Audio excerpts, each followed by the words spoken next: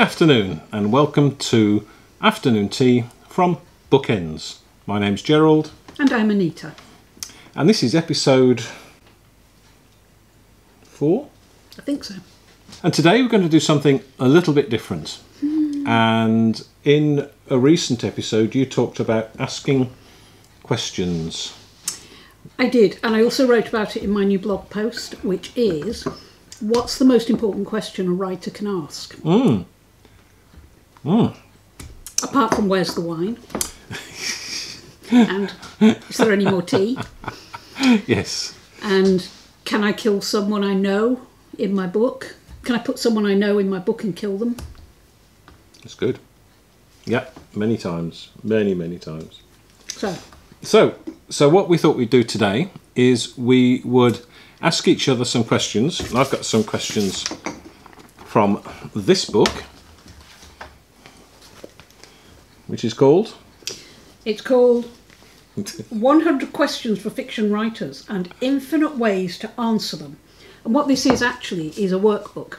Okay. So there's 10 categories of questions and 10 questions in each category. They're not trick questions. That makes 100.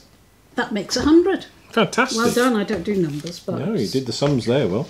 And it's because I think asking questions is an essential tool for writers to develop an idea. Okay. And then to develop a plot.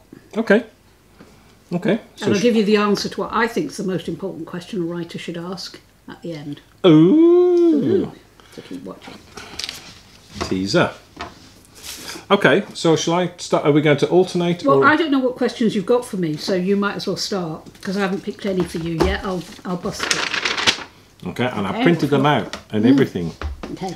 And it's one from each category. Oh no, some of them are really hard. I know. Okay. From all about your writing. Yes. Are you writing for pleasure or publication? Oh, now that's a really good question. It is. And the reason You've got I asked... a minute. Okay. The reason I asked this question was because I think if you focus on that to start with, you need to know why you're writing and who you're writing for. Those are kind of key questions.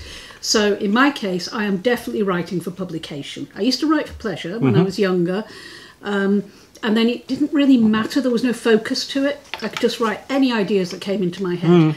When you're writing for publication, you need to really focus on an idea, on a genre, particularly if you're writing novels, on a genre, and then be very specific about how you're writing it and who it's for. Okay, very good. So you started off writing for pleasure, and now you're writing for publication. Yes. But it's a pleasure to do it. Oh, on good days, yes, but it's blooming hard work, actually. And the only way I get round it is by writing every single day. I've just responded to someone on Twitter who said, anyone else come back to their work in progress after a long time and can't remember the names of their characters? Yeah. And yes, I've done that in the past when I would leave a work in progress. Now I take my own advice and do daily writing. Okay. Write every day. Next question. Getting ideas. Oh. Right. The question is, which thoughts won't go away? Which thoughts won't go away? Oh, that's a really interesting one. It is. Well, I talked about Ruby Sixpence last time. You did? Ruby won't go away. No. The other things that won't go away, this is a hard question. The other thing, and you're eating cake. The other thing that won't go away, I have an idea at the back of my mind for a sequel to The Traveller and the Rose, set in Spain during the Spanish Civil War. And with all those characters, I created this whole world of characters, and they wouldn't leave me for quite a long time after I'd written the book. Okay. And I thought about what happened to them next, how they all grew up, and particularly in that book, there are quite a lot of children and young children, and a few of them are born during the war. And what I wanted to do was fast forward 30 years to a very different Spain under Franco, but where they're beginning to open up to tourism, and write a story which involves these characters who don't know each other, they've never met, but they're linked by one thing.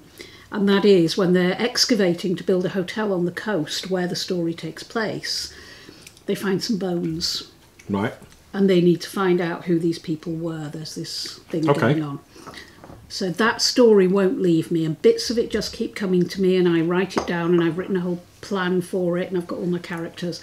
But at the moment, I'm focusing on Ruby because I'm a professional writer and I write for publications.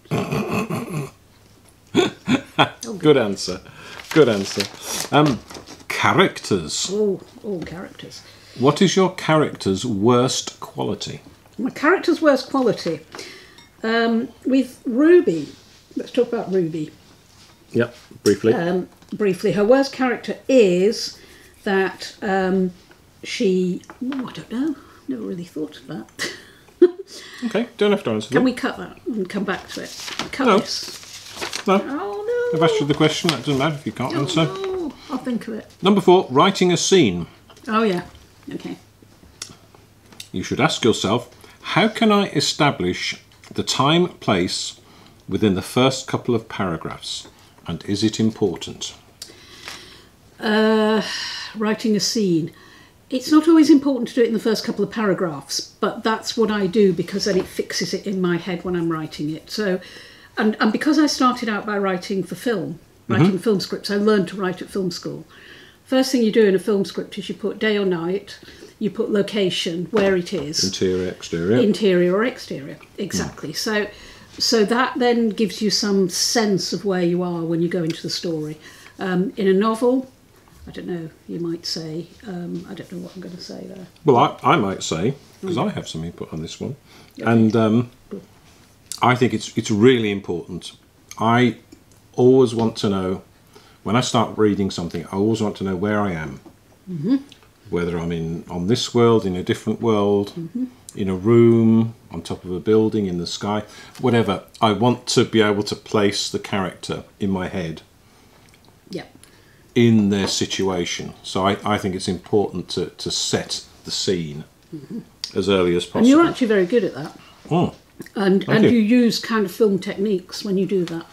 So sometimes you'll start with a wide angle shot, and then you'll start coming in closer, and then the camera, the reader, will begin to travel through the scene with the character. Who knew? And then focus in a big close-up on something that's going to be key. I've read that in your work. Very good. Yeah, good way of doing it. Oh, yes. Setting. Are your books set in a real place or one you made up? Oh, now that's a great question. I can answer that one. Okay. Real place, sometimes, with bits made up.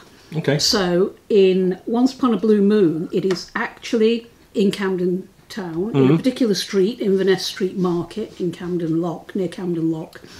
And because I used to live there, so I described that whole area in detail, and it's in a cafe there. There used to be a cafe there, and it's not that cafe, but it's a cafe. Right. So the cafe is fictional, the place is absolutely real. In The Traveller and the Rose, go on. It's based on a real place in Spain, but it's completely made up. Okay. That's it. Very good. Very good. Ruby lives in her own world, so. From another planet. As does Anita. I do touch the earth sometimes. Writing dialogue. Do your characters all have their own voice, or are they aspects of you? Well, yes. Sometimes they are aspects of me. And you said to me the other day, I got angry about something, not with us, but something that was said on telly or something I read. I got angry. And you said something about my anger has a northern accent. I get angry in a northern accent. And there are characters in my books who I hear in my head with a northern accent. And that's because that was my fault. That's how I learned to talk, how I learned to speak when I was very little growing up. Because you grew up in Manchester. Manchester. Out north. Number 7. Okay. How are we doing? Oh, we're getting through these. Page. It's only so when we're editing you won't go, oh, I don't have to talk a lot, don't I? Page turning quality. Have you used all of the senses in your writing? have I used all of the senses? It's one of the exercises I do in my writing workshops. Okay. And especially with children. And it's a great exercise for warming up. If you're stuck, I did it this morning. Because I did, honestly. You don't know. And there weren't any children around? There weren't even any children, but I did it in my own head. I started writing I get up and daily writing, and I start writing my next book, which is Ruby, just, to start the day. And I was stumbling over words, I couldn't do it. So what I do is I just start looking around, what can I see? And I just start writing anything that comes into my head. Okay. What can I see? What can I hear? What can I smell? What can I taste? Oh, the tea's lovely. Mm. And then I warm up. It's a warm up. And I try to do that, particularly with Ruby, because she is so aware of everything around her, and she uses those things in her magic. Okay. She weaves those things into charms that she can use in her magic. So yes, I do. Very good. Editing. Mm-hmm. Are there expressions which you repeat? Yes, there are. We all have them. I use really, totally, absolutely. I use those kind of words a lot, and I usually start sentences with them, or put them, And when I do a grammar check on the book, at some point in the process, it keeps coming up with these, unnecessary words. You don't need that. And once I Googled how many times I'd used really in a book, and it was about 250 times or something. So yeah, I do. One of these, I don't know which it is, whether it's Pro Writing Aid or Grammarly or Hemingway or something else. It produces a word cloud of so the bigger the word, the more often you use it, and there are about sort of 20 words or something in this cloud. But it's really interesting to see which ones are occurring frequently. I think everyone has these little verbal tics. I think so. I used to use he sighed deeply or she sighed deeply. I just stopped saying it now. It's cliche. Cliche alert. Yes. Readers, what will make a reader choose your book? Oh, many things. Cover. Okay. Very important, covers. Yes. Whether they're interested in the genre. Yes. Back cover blurb, the synopsis, hooking them in with and hooking them in with a question at the end of the synopsis. Yes. Whether they're interested in this particular subject, if there's a hook in it that they can, like with Divas, Dogs and Dreamers, people who love theatre might get to read it. Yes. Particular. And knowing that, I think those are the things. And then, of course, which section is this from? Readers. From readers. Oh, Number right. 9. Okay. So readers. No book lives unless someone wants to read it. So that's what very true. J.K. Rowling said that. Readers are really important, and they supply. So you give them the story, but they bring their own interests and their own filters to the story. So you can write a story, and then I've had people come back to me and say, at the end, did she do that, or was it this? and although I didn't think it was ambiguous, people or someone else will say, oh, I thought it was that. And so, what readers bring, allowing for what readers will bring to your story is really important. Okay. And I think what you should do is you should imagine even though everything's online nowadays and Amazon and everything, if you imagine your reader going into a bookshop, for instance, and what would they do? They would probably go into the genre section that they're interested in, and they go along. They'd probably look at author names, but they would look at a cover.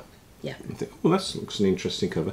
Flip it over, read the blurb on the back, open the book, read the first page or first two. Page is essential, because also if you do that on Amazon, you get look inside and you get the opening of the book. And it's really especially with online stores. I think it's important to have those first couple of pages as being the best you could possibly write. With a really good hook. Question 10. Oh, finally. And this is an interesting one to ask a writer, and it concerns publishing. Okay. Are you ready to share your story with the world? That's a very good question. When is a manuscript ready to go out with the world, to the world? I think it's not that. I think it's when are you as a writer, are you ready to share, not particularly that manuscript, but your writer? Are you psychologically ready to share it with the world? It's an interpretation of the question I hadn't intended. Well, that's what I interpreted from it. Okay, well, that's an interesting interpretation. Are you ready to share your work? Like I said, I'm responsible for what I write, not for what you read. Or read into it, the inferences. Am I ready? Are you ready? Am I personally ready? Well, yes, Is the writer, yes. Is the writer, when is the writer ready, would be an iteration of that question. It is hard, and I think this comes down to taking feedback and putting something out into the world. And again, I'm going back in time to when I was at film school.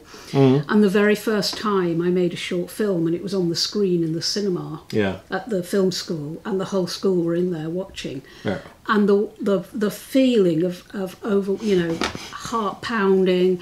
And then at the end of the term, we had a screening on Wardour Street of all of our films and invited people from outside of the school to come.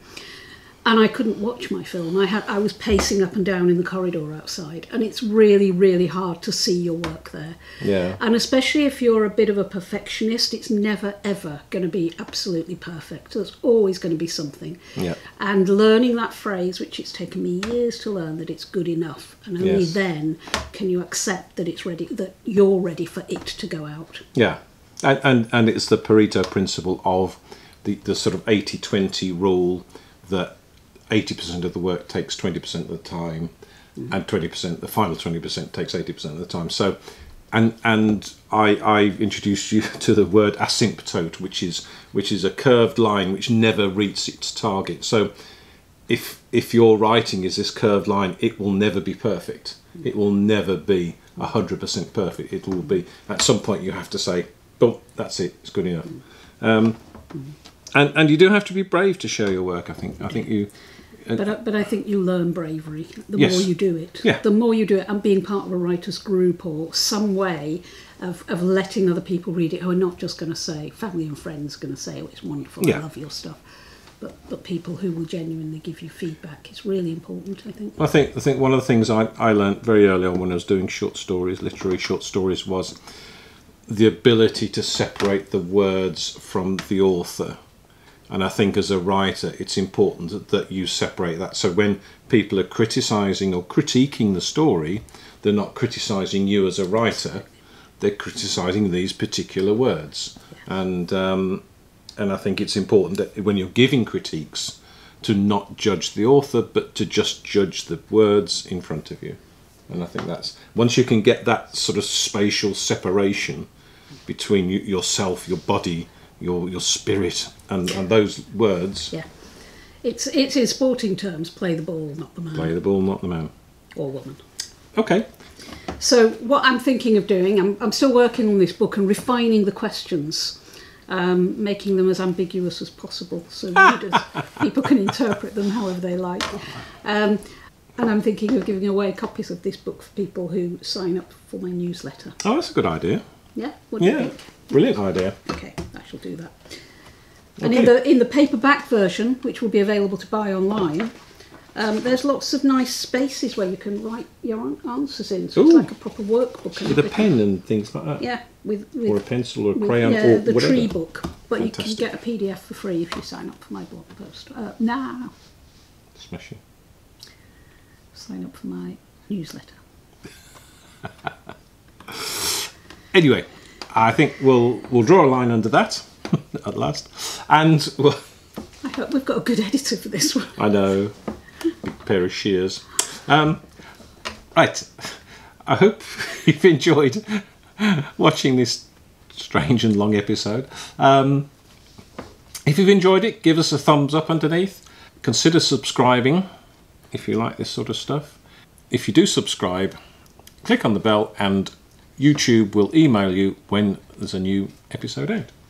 I didn't say more tea, Gerald. Oh no! Well, do you want to? Oh, it's too late now. More tea, Gerald. Oh yes, please.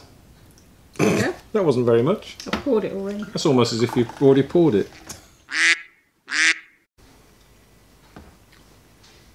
This is why we never eat the cakes when we do This these is why I never podcasts. eat. 4 or 5? 4, I think. Probably 4. Who knows? We'll probably cut this. 5. 5. It's because we've 5. got 2. Yes, Yep. just 3's just gone up. 3's gone up. 4's in the can. This is episode 5. That's in the outtakes. And I'm thinking that I will give away PDF copies of this book to people who sign up for my blog post. What do you think? Yep. Yep. Okay, so look out for Sign that. up for your newsletter. Sign up for my newsletter. Yes. Not the blog post. Okay. Retake. And I'm thinking Cut. of... Consider it. And if you do subscribe, click the little bell which tells you no. And if you do subscribe,